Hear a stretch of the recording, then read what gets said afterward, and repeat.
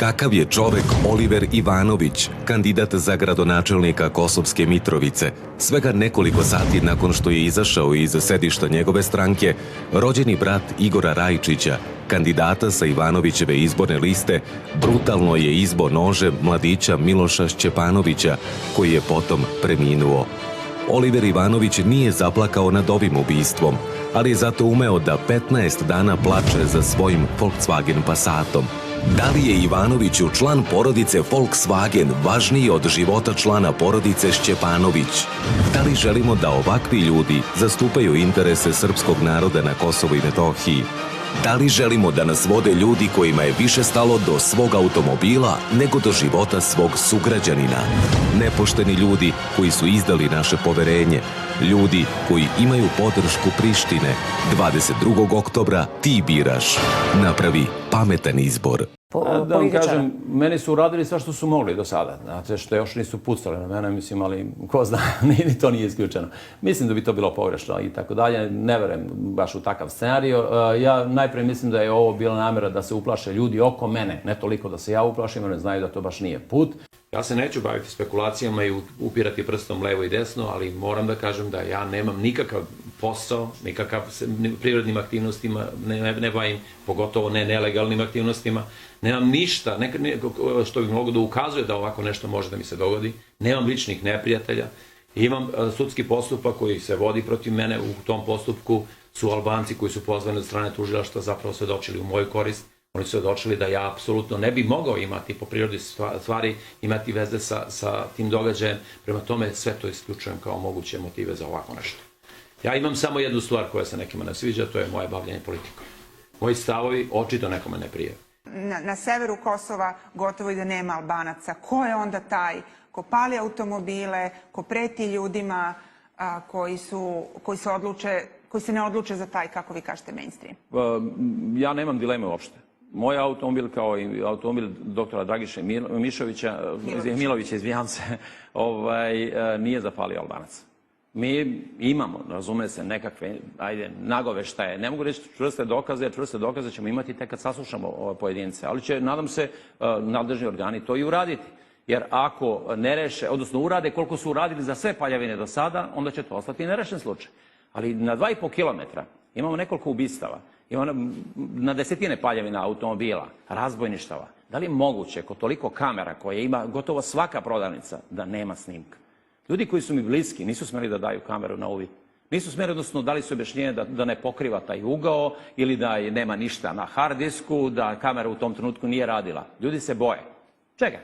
Vi hoćete da kažete da neko zastrašuje ljude koji hoće da ponude političku opciju koja nije Srpska lista? Neko zastrašuje ljude, sve ljude koji pomisle da mogu biti alternativa, čak i na lokalnim izborima. I tako da ja nastavljam tamo gde sam zaustavljen potpuno nepravedno i nezakonito. Ne odustajete od kandidature za oktobarske izbore, izbori su 22. oktobra, čak i ako ostanete sami na listi? Pa, nadam se da se to neće dogoditi. Ja očekujem reakciju državnog vrha, da se razumemo, jer mi smo uputili apel i dr. Milović i ja u nekoliko navrata. Očekujemo državni vrh mora da stane ovome na put, jer to nisu Albanci. Znači, poruka Ramuša Haradina ne bi značila puno, naprotiv, bila bi kontraproduktivna, ali ako predsjednik i premijerka ili ministar ili direktor za Kosovo i Metohiju to budu rekli, moglo bi da ima značaja. Tim pre ako budu još i povukli određeni broj poteza, jer sama izjava ponekad nije dovoljna. 2013. godine u novembru, početkom novembra su organizovani, to je prvi krug, taj početak izbora i taj izborni dan nije završen normalno, nego je upala grupa ljudi, porazbijala kutije. Ja na osnovu onoga što sam zaključio prebrojavajući razbijene kutije, zaključujem da je motiv za razbijanje kutija bio zapravo i njihova izlazna anketa i oni su utvrdili kroz izlaznu anketu da ne stoje baš dobro, tako da su onda porazbijali kutije i ti izbori su poništeni. Drugi krug izbora za gradonačelnika smo išli Krstimir Pantić i ja. Između dva kruga izbora sam ja uhapšen. To nikome nikad nije jasno. Zašto? Pre mog hapšenja 10 dana ubijen drugi kandidat za gradonačelnika. I to je ono što je strašno, što taj istraga se nikada nije sprovela ili pak je zataškana, da dajde ovako brutalni iskren budem, ona je zataškana. Nije se otkrilo koga je ubio, ni zašto. Zadnjih 4-5 meseci ja ne mogu da se pojavim nigde da bilo šta kažem o onome što mislim. Ja to hvala vama na prilici koju ste mi dali, ali ovo je retkost. Znači, ni lokalna televizija, kamoli televizija sa nacionalnom frekvencom, jednostavno nisu bile zainteresovane da čuju šta neko drugi, sem oni koji su uz vlast ili od vlasti napravljeni, šta ima da kaže, a oni nemaju po pravilu ništa da kažu. Ovi izbori se održavaju u izuzetno teškoj atmosferi, koja je kao takva stvorena onoga trenutka kad su raspisani. Od tog trenutka počinje pritisak, onaj širi, koji je podrazumevao pritisak na svakog čoveka pojedinačno, zastrašivanje, paljanje automobila ili zastrašivanje članova porodice. Kada to nije urodilo plodom, onda su sačekali prijavu lista i nakon toga počeli da vrše pritisak na naše kandidate. Vi ste u toku jučerašnjeg dana i prethodnih dana imali više vozila sa registracijom iz uže Srbije nego iz originalnih registracija KM. To samo govori kolika je mašinerija pokrenuta i koliko je ljudima koji vode srpsku, odnosno onima koji su je napravili kao takvu, bilo stalo da u Mitrovicu dobiju izbore. Protiv takve velike organizacije, protiv tolikog budžeta koji je 100 puta, ne 100%, 100 puta veći nego sredstva koja smo mi imali na raspolaganju, prosto je bilo teško napraviti bolje od ovoga. Mislim da jednog dana Srpska mora da razmisli o tome. Jednog dana neće biti u prilici da dovlači ljude autobusima, kao što je ovo sad bilo, to je 31, 32 autobusa. Neće biti u prilici da koristi sredstva javnih preduzeća, odnosno njihova prevozna sredstva i njihov potencijal da na taj način dovlači birače ovde. I to će biti trenutak istine. Tog trenutka ćemo vidjeti koliko lista kao takva vredi. Ja kažem, Srpska lista nije bila naš rival. Naš rival je bila i čitava vlada Srbije sa svim njihovim potencijalima. Tako da, kad to uzmete u obzir, možda i nismo loše prošli. Otprilike polovina naših glasača je jednostavno zastrašena svim ovim i atmosferom koja je stvorena silnim, ošišanim i obrijanim ljudima tamo po Mitrovici su odlučili da ne budu u Mitrovici. Tako da su oni sračunali, ta kampanja je vođena tako, da ih otera iz grada tog dana. Da jednostavno ljudi koji žele da sebe poštede raznih neprijatnosti su odlučili da odu. Treća stvar je kolektivno glasanje za sada. Ono što je vidljivo jeste da da su sva javna preduzeća išla glasala kolektivno. To se nigde ne radi. To ni u Severnoj Koreji više ne rade, ali evo, kažem, ovde se to događa, to smo normalno prijavili.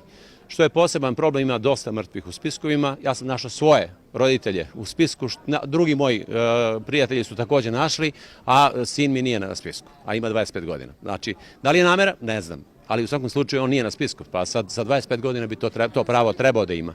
Uoči izbora vama je zapaljen automobil. Da li ste dobili možda informacije od policije nakon toga ko je zapalio i da li tada ste izjavili da to vidite kao politički pritisak? Pa to je vrlo jasno. Zna se i ko je izveo to i ko je zašto je izveo i komu je naložio i koliko ga je platio i koliko je njih bilo i koje vozilo su koristili to veče, sve se zna. Ali policija ne vodi istragu. Zato što je sprega između policije. Dakle, vi ste došli do informacija... Pa to znaju svi u Mitrovici. To pitate malo dete da ko radi, ko pali automobil u Mitrovici, oni će vam reći 3 grupe, to su ovaj, mislim, oni radi. A da li su oni povezani sa nekom od političkih partija? Indirektno preko kriminalnih krugova, kriminalni krugovi su vezani sa političkim partijama i to vam tako ide. U principu policija nije spremna da uđe da to radi, jer ja ne mogu da verujem da su oni toliko nesposobni. To ne može biti. To su ipak policajci sa dužim stažom, nego samo radi o strahu da uđu u otvoreni konflikt ili da uđu u istraživanje nečega što će ih dovesti do važnih ljudi, a to je onda već velika opasnost. Dakle, vi ne očekujete da se taj slučaj istraži? U slučaju, to se klupko može da odmotava samo od onoga trenutka kada oni izgube podršku u vlasti. Onog trenutka kada izgube tu podršku, onda prestaje, oni više nemaju taj, da tako u navodnicima kažem, imunitet i onda će se otvoriti priča i protiv policajaca koji su uključeni u to, kao i protiv kriminalaca koji stoji iza takvih paljevina. Jer to je par excellence političko delo, razumete, zapaliti automobil dvojici kandidata za gradonačelnika samo zbog toga što nisu na vladinoj listi, nego su misle svojom glavom i misle da mogu na lokalnom nivou da imaju i drugačije mišljenje. Aleksandar Vučić je predsjednik Srbije, on mora da se izjašnjava kao predsjednik svih građana, a ne kao predsjednik svoje političke partije, jer mu to niko ne dovodi u pitanje, ni jedno ni drugo, ali se radi o tome da su nekako drugačije obaveze koje predsjednik države mora imati. I šta vam je predsjednik rekao na to? Pa predsjednik nema odgovor na to u principu, odnosno ja sam iz onoga što je on rekao zaključio da se to neće dogoditi, da on neće da se postavi tako. Ali ako se neko ko je niže u hijerarhijskoj liniji od njega ponovi više puta jednu takvu stvar na brutalan način zapravo izigra funkciju koju zauzima, onda zaključujem da verovatno ni meni nije rekao stvarno šta misli, nego rekao ono što je mislio da ja očekujem od njega da čujem. Bilo kako bilo, ja se zalažem za to da se to nikada više ne ponovi, jer to je kršenje i zakona i ustava, da se razumemo. Ne može neko na državnoj funkciji zastupati partijske interese time što će reći ne, samo moji ljudi dole su jedini pravi Srbi, a drugi to nisu. Negde oko 70% mladih ljudi je spremno da ode od godinu do 5 godina. U narednih nekoliko godina znači spremno da odavde ode. To znači da ne vide perspektivu. Država time treba da se bavi. Nije važno organizovati izbore tako da obavezno moja stranka pobedi, jer to ne sme da bude glavni cilj. Važno je tim svojim nastojem ne poremetiti onako krhku stabilnost ovde, ne stvoriti atmosferu od koje se beži. U takvim situacijama ljudi odlučuju da beže, jer ako vide tenziju, ako vide napetost i nasilje ovde u sredinama koja je apsolutno srpska, oni iz toga mogu zaključiti samo jednu stvar, da ovde nema sreće. I onda nas ispostavlja se, naša država svojim nepromišljenim potezima možda natera da razmišljamo o tome da li da ostajemo ili ne.